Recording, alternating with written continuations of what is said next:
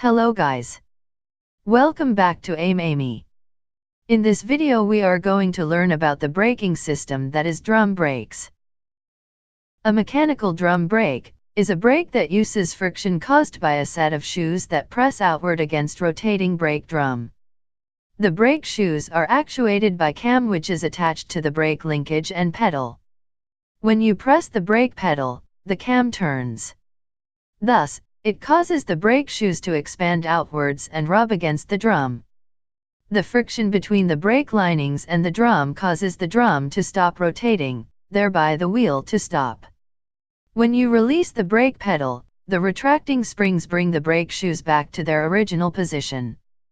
This results in gap between them and the drum and to again spin it freely.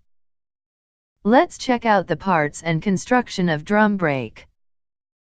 This is the cover plate, or else we can call it as a backing plate. It provides the base for other components. It supports housing and protects the whole setup inside it from foreign materials like dust and other road debris. It absorbs the torque from the braking action. That is why it can be also called as torque plate. This is the brake drum. Generally made up of special type of cast iron that is heat conductive and wear resistant. It rotates with wheel and axle. When driver applies the brakes, the lining pushes radially against the inner surface of the drum, and the ensuing friction slows or stops wheel. Next is shoe spring. After the application of brake, when we release the brake, the tension in the springs gets released and it allows the shoes to get back to its original position. This can be also called as return springs. This is brake lever. Allows a person to control the braking action. The front brakes are operated through the lever, while the rear brakes are operated through the pedal.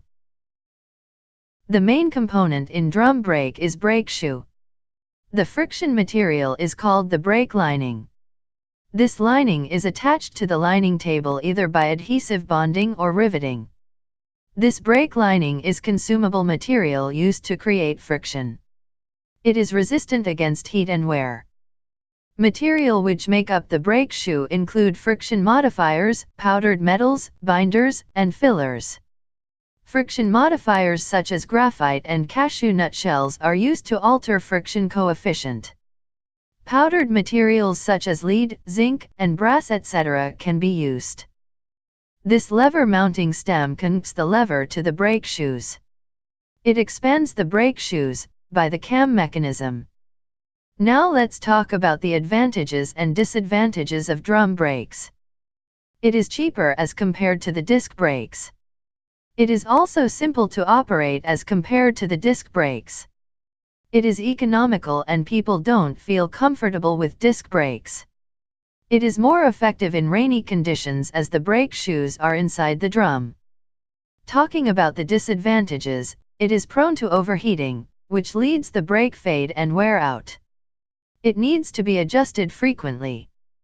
They are less effective in extreme conditions. So guys, that was all about the drum brakes. We hope you like our video. Please hit like button, also follow us on social media. Please comment if you have any doubts. Subscribe and share our videos. Thank you all, happy learning.